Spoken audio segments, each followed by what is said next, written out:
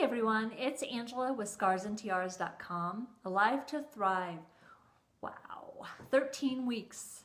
If I can do 13 weeks of videos, anyone can do it. No, I hate that. I hate when somebody says, if I can do it, anyone can do it.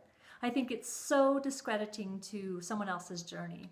I think it says too much about one person, the person who's saying it, versus who needs to hear it. I have read that about 3 or 4 times this week on different websites, and I know it's meant to be some sort of encouragement, but I just hear it in a different way. I hear it in a way that just sounds very hurtful, as if to say, there's no reason why you can't do this, this or that, or heal, or get better, or snap your fingers and click right out of it, because I did it, so I don't know why you can't do it. It's just like comparing our trauma. There's no better or worse. Yes, some people die at the hands of abusers, and on a scale that's worse. But it doesn't mean that your feelings and what you've been through doesn't matter. It doesn't mean that your pain is less than someone else's. So when somebody says, if I can do something, you can do it, it's not necessarily the most encouraging words, because that sounds easy, but it's not easy to do.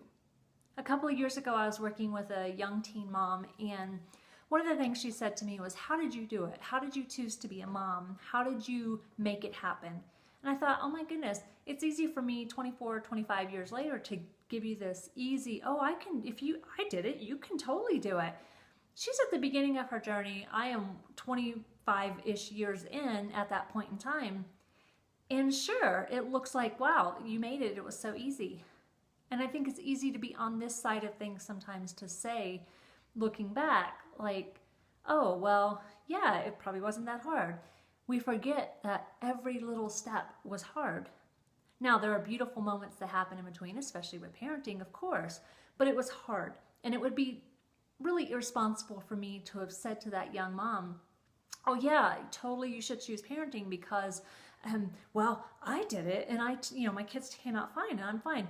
That, first of all, discredits the whole journey I've been on, my own journey, and it says, nothing hard happened. And it gives a very false picture of what happened. Now, we can obviously encourage somebody and say, I've been through something similar to that. I know how to, give you some tips or some advice, or just be here as somebody who's been there. But we just can't keep saying, if I did it, you can do it. If I can get through it, anyone can get through it. And when we put that emphasis on, if I can do it, we're elevating ourselves as if our story is worse or better than someone else's sometimes. Now, again, I don't think most people mean it that way. I'm just telling you how it sounds. And it sounds hurtful. It sounds hurtful like, I just prayed and all my pain went away. Or I didn't need counseling, I just laid it down at the foot of the cross, when religion is used in a way like that. Or I just had enough faith and I got better. That's discrediting, that's harmful, that's hurtful, and I think it's irresponsible. So I want to just encourage you, as you're looking at your thriving journey, your healing, your steps forward, whatever it is you're doing, whether you're starting counseling, whether you have been, speaking your story to the world for years, whatever you're doing, I want to be able to remind you that wherever you are, if you're at the beginning, don't look at people who say, if I can do it, you can do it, as being harmful, but also don't be the person that says, if I can do it, you can do it. Do it in a different way. Say it in a different way. And I have no doubt that I'm guilty of having said the same things before.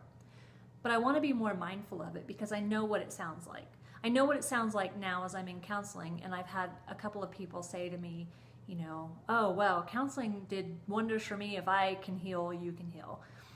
It comes across in a different way when you're in that journey. So I just want to encourage you, whatever side of your journey you're on, that you are just aware of words and the power of words.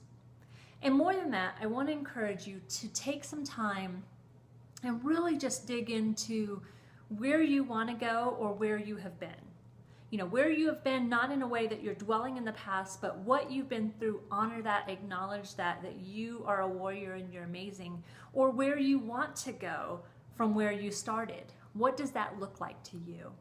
Really just want you to just write that out or speak that out or reach out to someone or send me a message or whatever the case may be, and just pull that from here and put it out.